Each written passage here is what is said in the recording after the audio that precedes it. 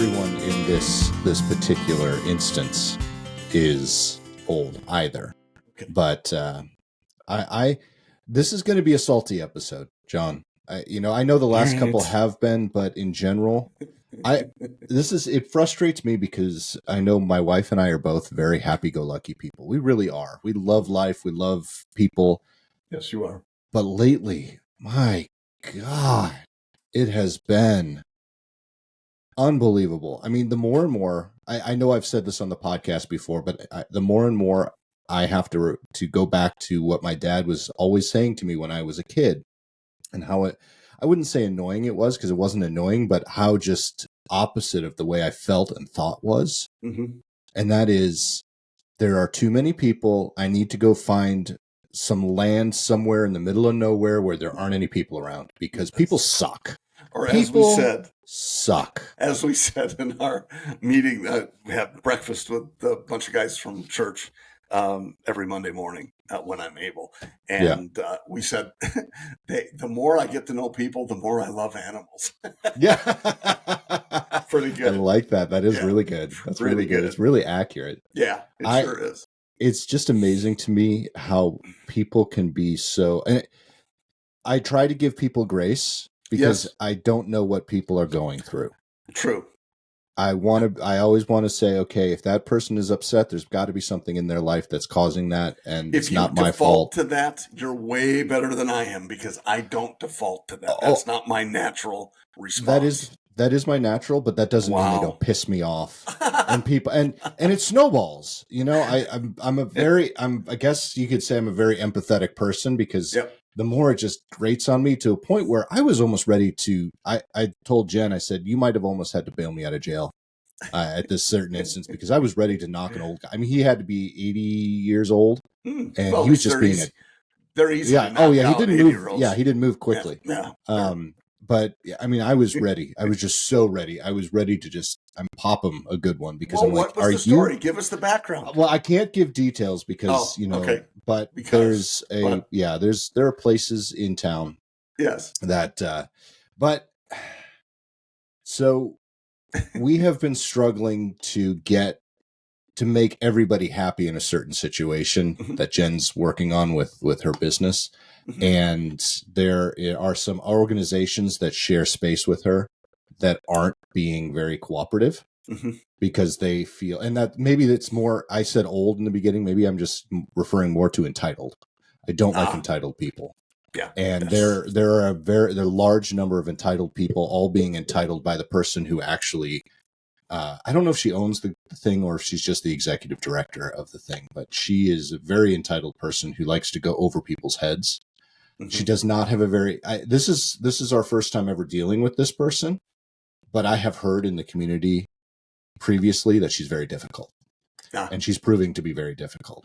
Mm-hmm. And I'm just like, why be so difficult? We're all trying to get through this together.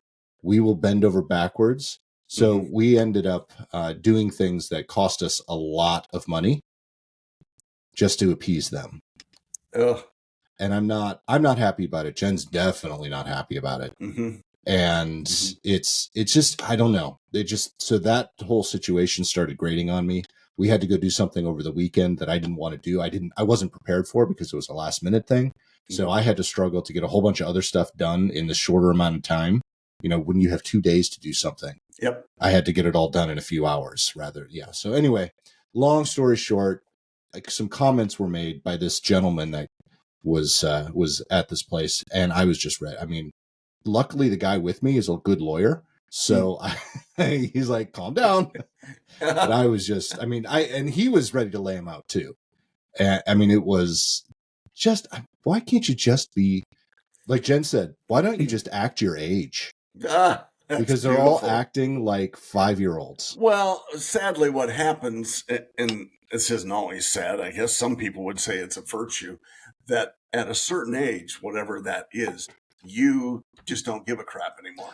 And I was thinking that too, really poorly. And that, to me, that's where I have a hard time. I really do. Yep. Look, I get it. If you're pick an age and you have aches and pains and you're grouchy and you're blah, blah, blah, look, it's not important what happens to you. What's important is what you do with what happens to you.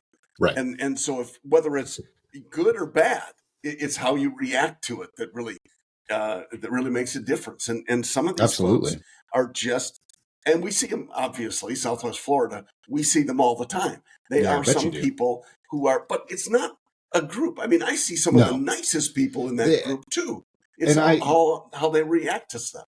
Yeah, and I was thinking that too on my drive home. I was like, and there were a strange amount of or high number of old people out and about yesterday, and I don't know why. It was hot, Yeah, it was it seemed muggy, lighter here, so I think I told a lot of people to drive to they all came Nashville. up here. I think Absolutely, they did. yeah, You're yeah. welcome. I don't know why that was the case.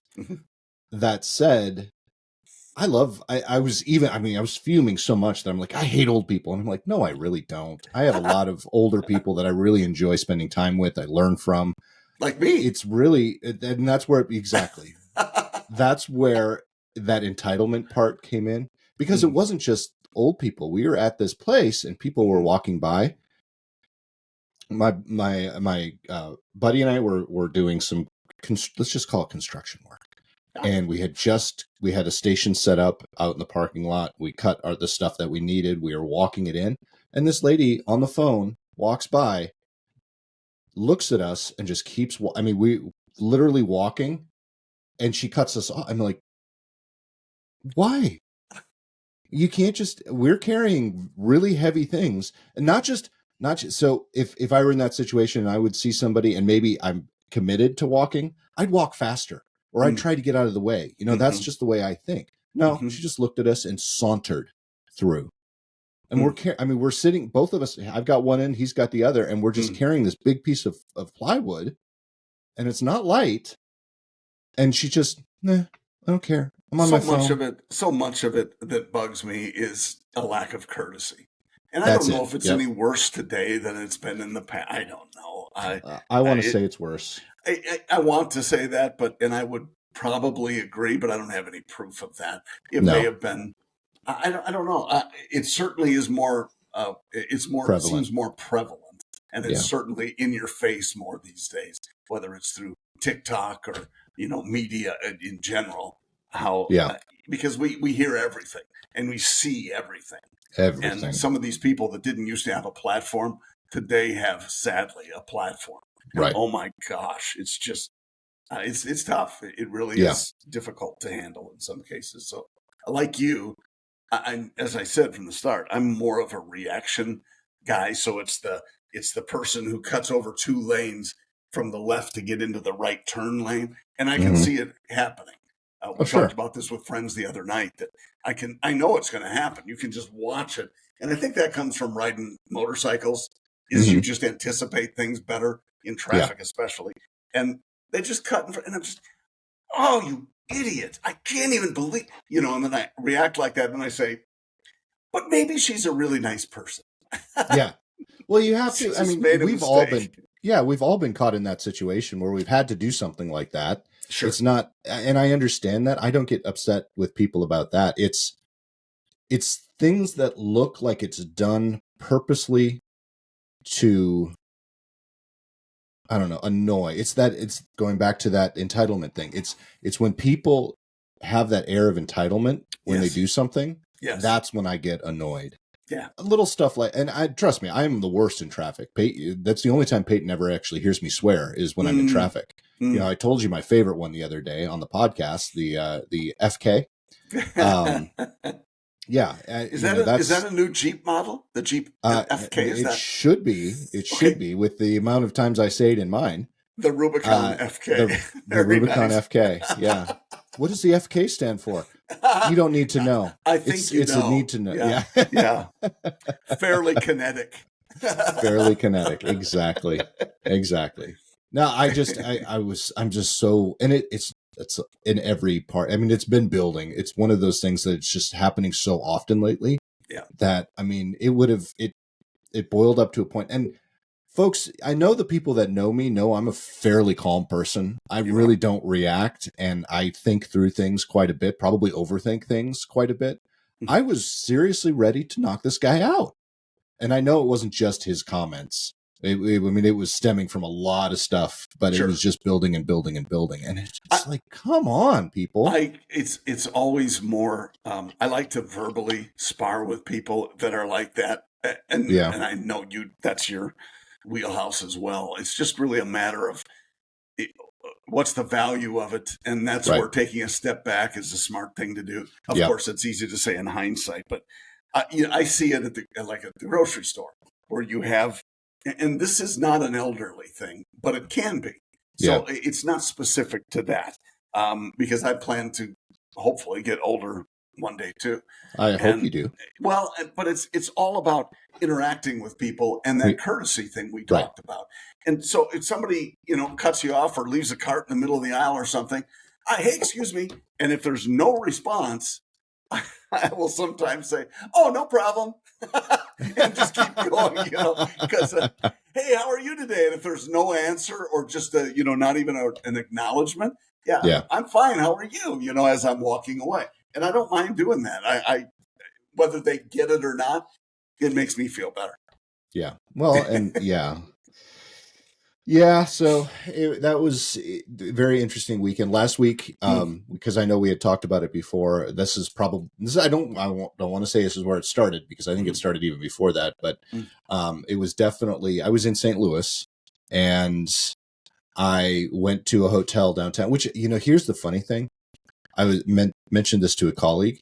We have 4 different manufacturers of vehicles that have some sort of setup in Tennessee, all of which have EVs.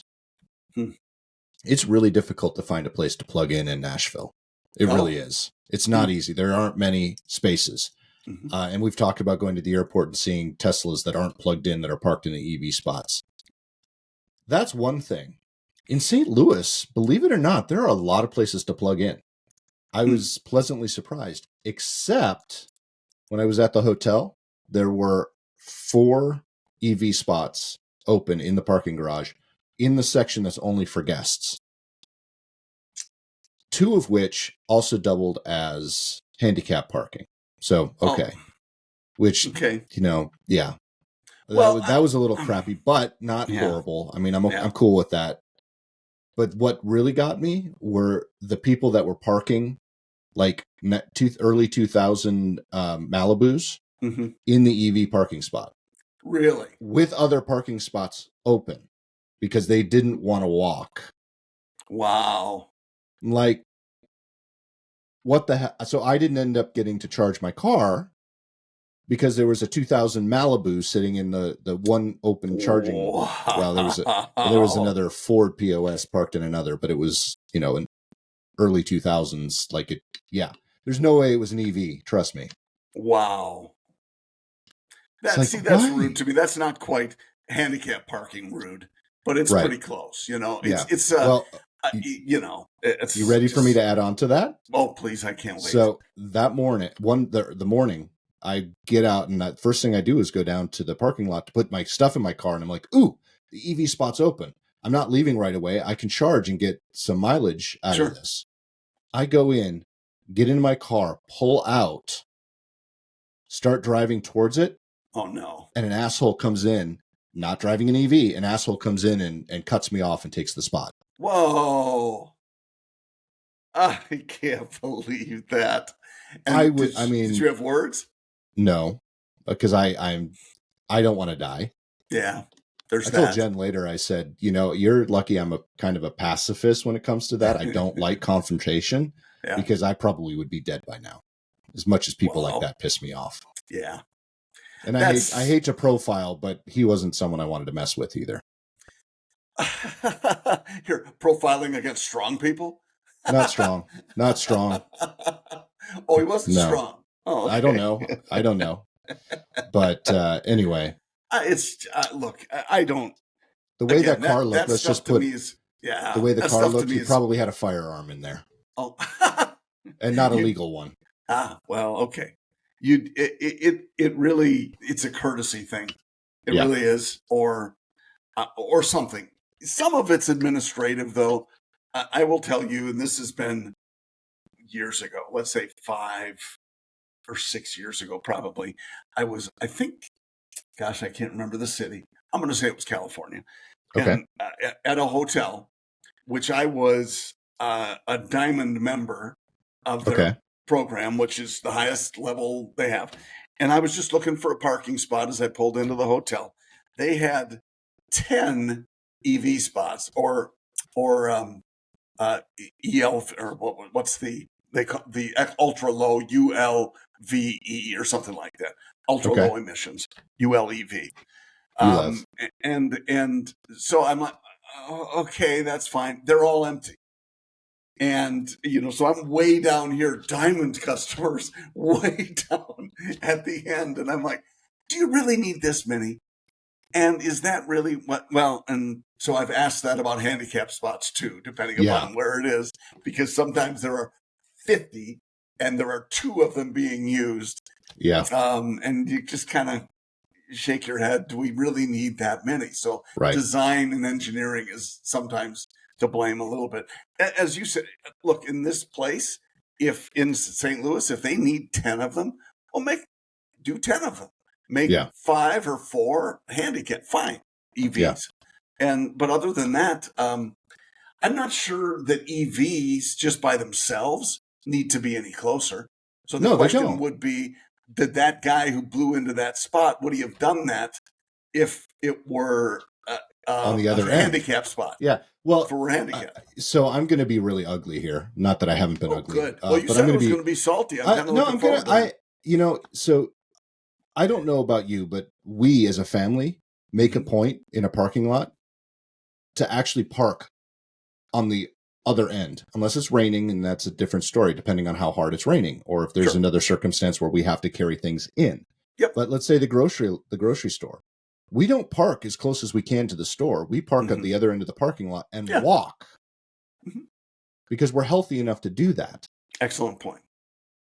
So, and I posit that's my 10-cent word for today. Well I posit that most people that drive EVs right now, just because I know the type, tend to be of that healthier variety. Fruits and nuts. Exactly. So that's me. That's us being ugly, folks.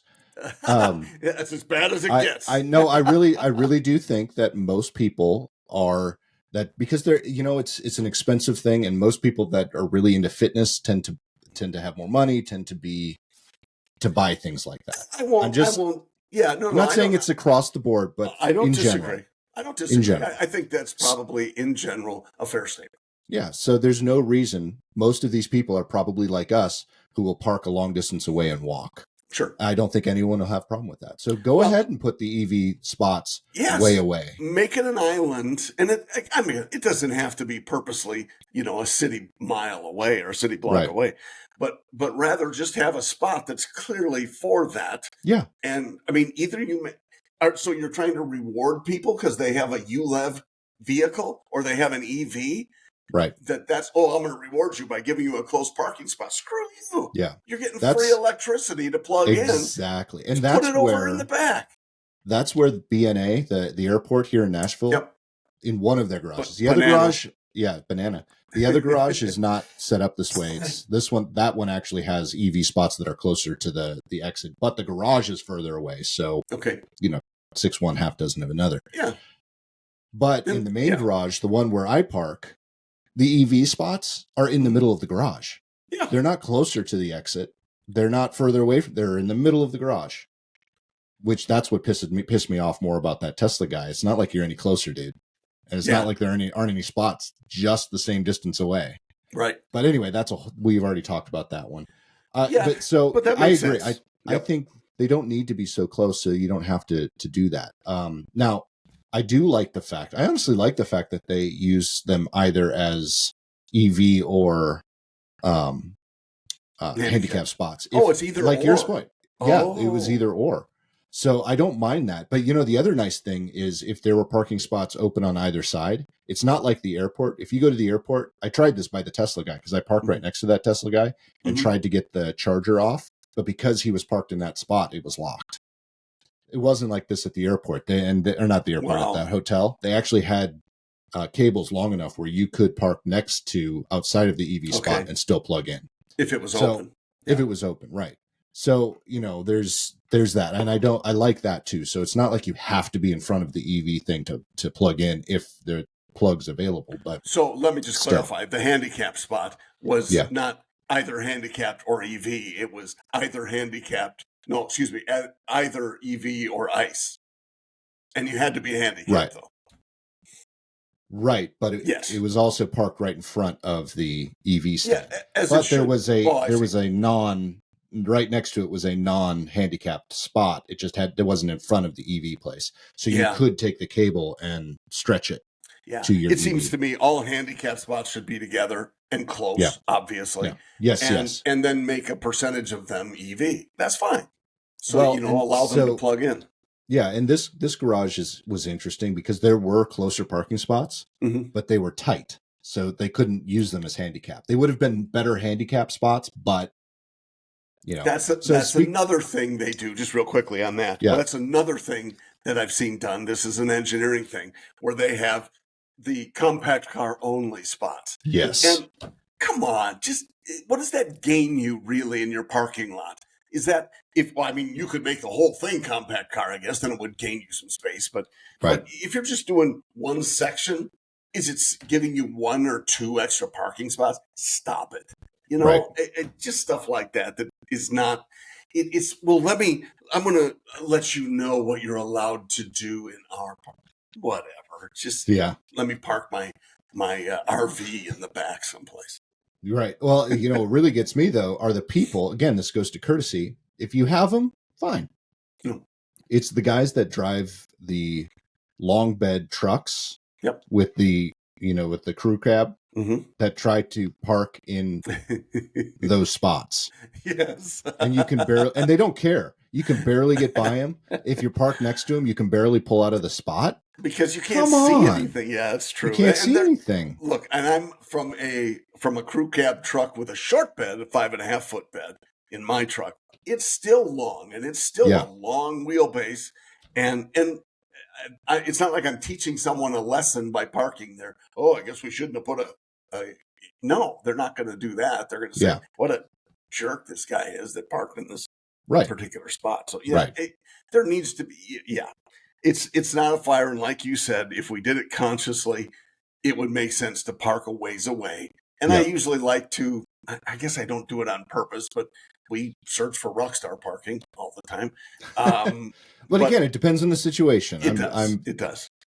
Yep, for sure. If it's raining or whatever. Exactly. I don't feel like I deserve any special treatment because I drive an EV. So I don't need to park close. Yeah. That has nothing to do with it. That was my whole point to that. Yep, and a good point. Yeah, so that's my saltiness for this Wasn't episode. That salty?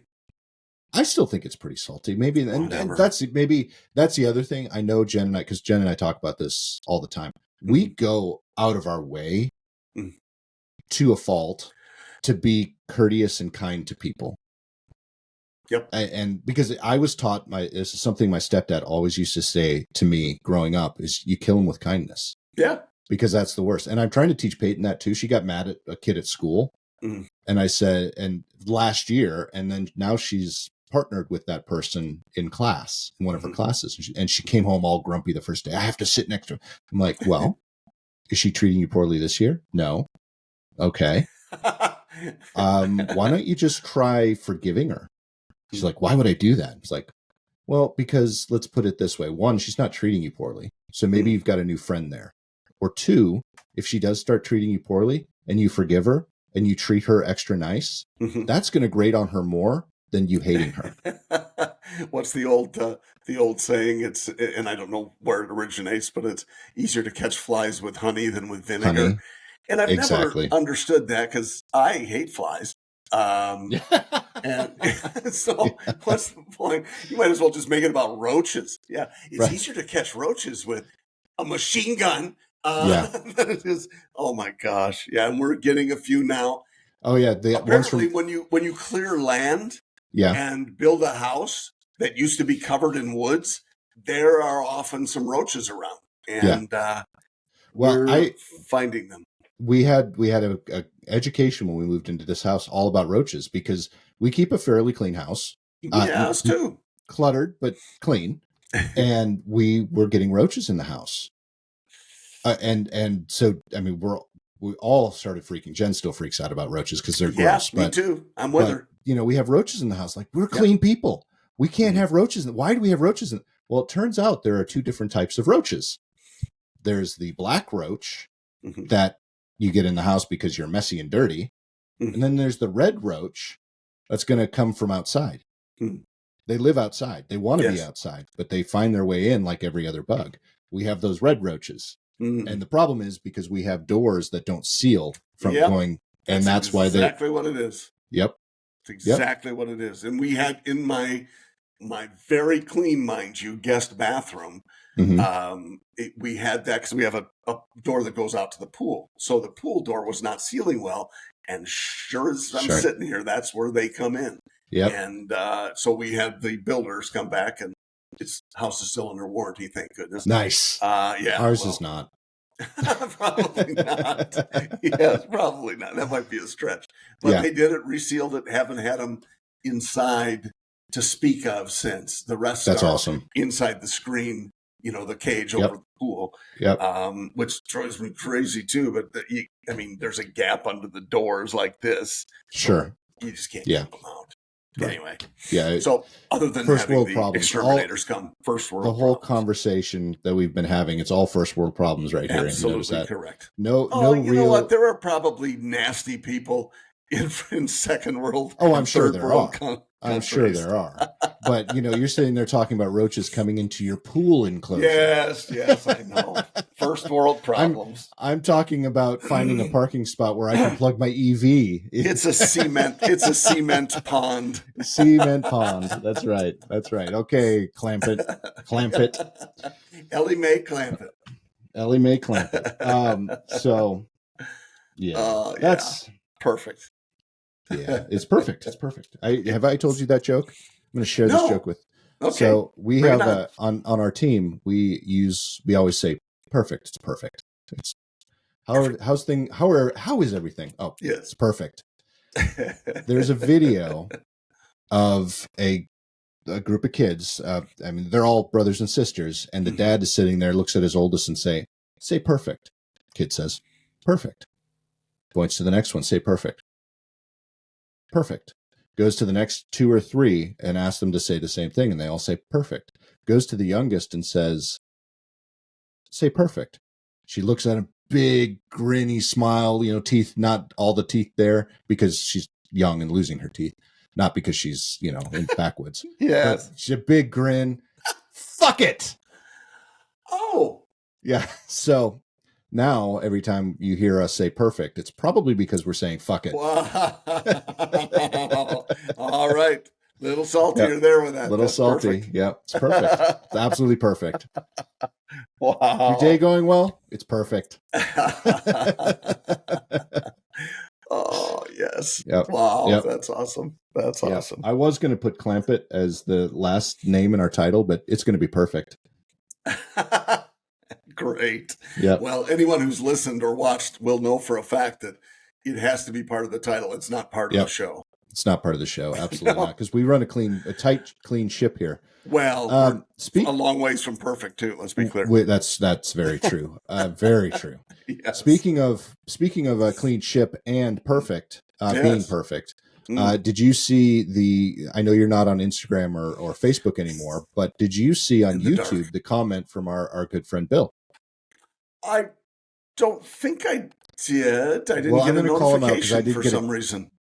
That's interesting. I'm going to call him out because I didn't get a chance to respond on YouTube. So, Bill, here's your shout out from YouTube. All right, Bill. I will not get rid of Quaddy just because he's a Star Trek noob, but I will invite you onto the show to educate him on some Star Trek things. Oh, so, man. Yeah, he kind of got you on that one there, Johnny boy. That is naughty, Bill. I remember we used to be friends. He's reading the comment now. I'm sure he is. I remember we used to be friends. Subscribed. I've got notifications on. I just don't know why I wouldn't have gotten a. Did you? But can you see the comment? Is it on the most recent one? Yes, the one where we talked about Star Trek. Sorry, I'm playing it now. I see it now. Hey, Nick, if you want to talk Star Trek in the future, I'm just going to hit thumbs down on that. Smash that thumbs down button.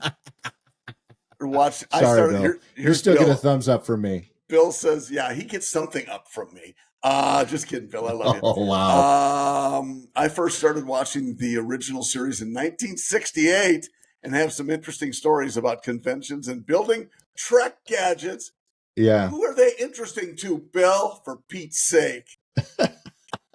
Bill, I'm surprised you remember any of those episodes from the time you were 1 year old. 1968. He wasn't much older than one. I know how old he is. He was not much older than one. Wow. I started watching the Star Trek series from 1968. Yeah. Just wasn't in 1968. No, it was not. You were but a twinkle in your father's eye. That's right. Yes. So, it's funny. I told you that Desilu was the reason we have Star Trek. Yep. Well, there's a section, we went to Books A Million over the weekend. That was kind of our... I've never been there. We have one really? Not far from us too. Is it pretty I like it. It's a bookstore. It's not very... This is going to sound strange, but forgive me. It's not very romantic when it comes to a bookstore. Forget it, because that's why I go to bookstores. I know. Well, that's the thing. So, I really like... I know it's a horrible smell because it's musty, but I really like the smell of going into like an old bookstore, one that's been there for 100 years, and you're pulling books off the shelf that you're like, "Ooh, I'm surprised this is even." You've got new and they've got old. Mm-hmm. I love those type of bookstores. The tight hallways where you can just get lost and look for books for days, and they're not very expensive. I have not been to many bookstores recently. Okay. It's an experience, and you know how big I am on experiences. Books A Million isn't really an experience. It is a retail store where you're going in and you're looking for very specific books because you can find them there. Okay. The old bookstores, you can't. You're hunting for, this might be good. I'll try this one. No, Books A Million. Peyton goes to young adults. I go to history and business. Jen goes and looks for dance and woo-woo. We call it woo-woo stuff, so woo-woo? Or woo-woo, or she goes into the mystery section because she likes fiction mystery stuff. So, we have that's where we're going. So it's like a business. It's awesome that you do that as a family, though. I love that part of it. That's great. Well, Peyton, I bought her 4 books. She'll have those 4 books read by the end of this week. She consumes books like you wouldn't believe. It's crazy. Yeah. And I have no problem investing in that. Oh, absolutely. I just wish you would read more of the books that I already have that are sitting on the bookshelf, all the history books. So the history books, the things she can learn from. Exactly. Yeah. The ones that I enjoy. I got a great book. It's like this thick, and it's a biography of Hitler. Oh, wow. Okay. Yeah. And it's supposed to really dive into a different area of his madness. And so I'm looking forward to reading that one. And then remember, I'm a little surprised. I think she would say, and let me just take Peyton's part for a moment. She would say that she's disappointed in you for not reading the young adult stuff. Well, we did get a book that's a joint book. It's are you familiar with Aaron Menke's Lore? No. Okay, so it started as a podcast, then became a television show, and he also has books.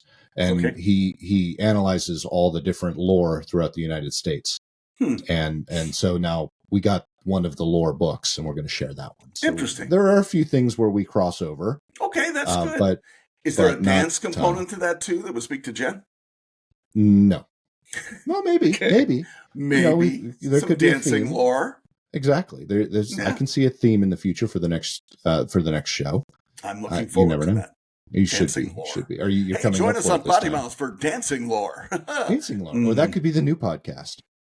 Yeah, because we're going to get a whole lot of listeners. Probably. But you know what? Define a whole lot of listeners. I mean, if we get 16 listeners, we're doing better than PoddiMouths. Ooh. Well, we're marketing very well then. Exactly. Yeah. That's awesome. But it was, I don't remember where I was going with that bookstore comment, but we went to Books A Million. Because I interrupted you. Yeah. And now we started because welcome to PoddiMouths. So we ended up, because I told you we had this other thing to do on Sunday. This was on Saturday. We went and had pho, And then that was our getting out of and because we worked all day. So, Nice. We went to Books A Million and bought books. Awesome. There was a whole story to that, folks. I promise you. Sure, I can't remember it, but there was a reason I was Oh, I remember. So there was a section. There was a section in. Oh, quick now. There was a section before you forget. In the bookstore that was set up from a marketing standpoint, and it was how did they title it? It was about Lucy. It was a Lucy section. It was a Lucy Arnaz, Lucille Ball section. Yep. And so it was kind of cool. And I was like, we just talked about that on the podcast. Awesome. So that was my whole point to that, is they had that all set up in there. And, that was the same day I think I actually read Bill's comment as well. So it all came home. It sure did tie together. Well done. Yeah. Thank you. I'm a great storyteller. You are. I am enthralled. I know you were. Wake up, John. It was kind of I interrupted you, and it would have been much better had I not. But it's tough to tell those stuff and those things in hindsight. Yeah, it's tough to tell and now I'm dropping things. I bang on my desk and everything falls over. Go figure. I listened to one of our most recent, I guess it's probably 3 or 4 episodes ago. I was holding a pen and clicking it for I know. It was driving me crazy to listen to it. I mean, what an idiot. Is this your first time in front of a micro? I'm just sorry. I started giving up on you a long time ago, John. I know. And especially when in the rental house when you didn't have a desk. Yes. I had the same thing I have now. It's my table. I still like the table. Well, you're doing a lot better job, because you used to get so just in the moment that you were banging on that thing constantly. Like, calm down, John. It's only PoddiMouths. Not a very good setup for acoustics either. Man, that place was something else. And you could hear everything through the windows. Somebody would walk by and you could hear them talking as they're through these the windows. You probably could. We couldn't. Well, thankfully. And no wonder I was so distracted. Right. I can understand that. Hey, whatever. It is what it is. Any fun, interesting stuff happening to you this coming week? This week we are looking at some work that we've been doing across the country. Funny, we installed some hardware at a location in Huntington Beach, California, which you know where that is. Yep. And this week they have a hurricane there. So we're hopeful that it's not destroying any of our stuff that's you only installed. Like to put those things in places that have hurricanes. I've noticed we actually search for that. Yeah, we look for places that have hurricanes and say, hey, maybe the microwave technology, because this is the first time that California in recorded history has had a hurricane. Yeah. Yes. So maybe it's the microwaves coming from this device that you're planting that's causing the hurricanes to come. Have you thought of that? I have now. Oh, good. Yeah, I don't think so. But solve the problem. It's global warming right there. It's all John's devices. It's kind of a wimpy hurricane as hurricanes go. So sure. We don't have to be fine. Be too concerned about it. But it's that kind of weather that they do not get in Southern California very often. So it's the world's way of correcting the drought. I say you're absolutely right. Yep. Yes. Yep. Just going to throw that out there. We have that handled. Well played. Yes. Well played. Actually, I saw some interesting video this morning of a kid on a surfboard being pulled behind an e-bike not in the gutter. But I guess it would be the gutter. The water was deep enough that he was being pulled on the surfboard. And he was doing tricks and everything. It was like, that's crazy. I have a buddy who owns an e-bike, actually a few friends, and he says water is your enemy big time. Really? He said you cannot get it. He can't ride in the rain. And so maybe it's really just assumes that. Or what kind of e-bike? I don't know. Is it like a Harley e-bike or a... No, it's not. But okay. I don't know. It's one. It looks like a standard big tire e-bike. I don't know. Okay. Yeah, and that's what this was. He's got like 1,500 miles on it already. property. The guy rides it Wow. all the time. I know. I probably would too, and I've seen a few of them. There's a guy I watch. It's entertaining to watch, but he's kind of annoying. But he travels by himself, and he has this big e-bike, but it looks like a mountain bike that he rides everywhere. So he'll drive his rig up, and that's how he explores, is taking the e-bike everywhere. I would do that. I think that would be. I could see it. I get into this crossover thing though. They're not inexpensive. I could buy a nice used Road King for what some of these are e-bikes, and I don't know. I mean, I get the difference, and I get that e-bikes will. Yeah, you can go 30 miles an hour on some of them, and that's fine. You can pedal them. I when it's in that crossover space, I don't know. I wonder if there's a huge difference. Or get an enduro, get an off-road bike or something like that would be kind of fun as well, depending upon where you're taking it. So anyway, just my thought. Yeah, no, I like the idea of pedal assist. I don't necessarily want a bike that'll take me everywhere. Right. But then again,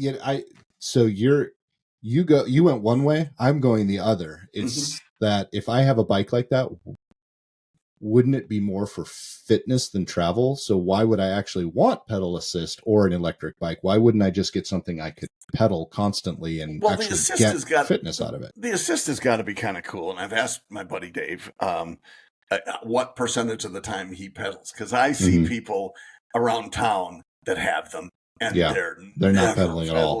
Right. And he claims he pedals around 80% of the time. Okay. And I said, well, that's pretty good. With assist, I can see that. I mean, it's pretty flat here. It's South Florida, so sure, it's pretty flat, but still, that's good. At least he's getting some form of exercise, because save for that, you're right. Yeah, or I'm right. You might as well be riding a Harley, used one, because the new ones are stupid expensive. And I had a guy, so I took mine in just real quickly on this tangent.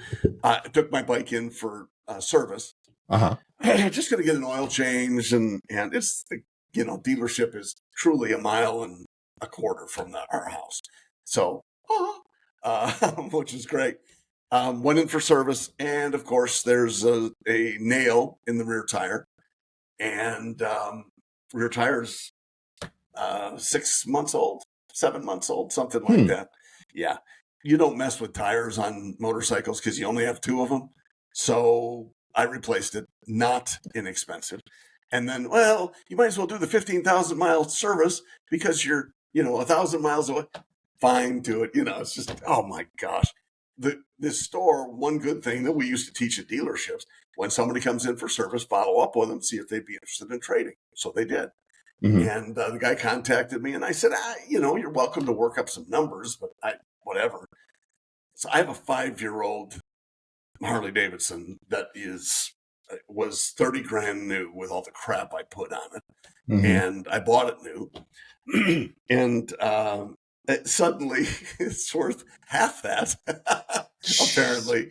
And to get into one that's comparable, a new one, it's another 20 grand.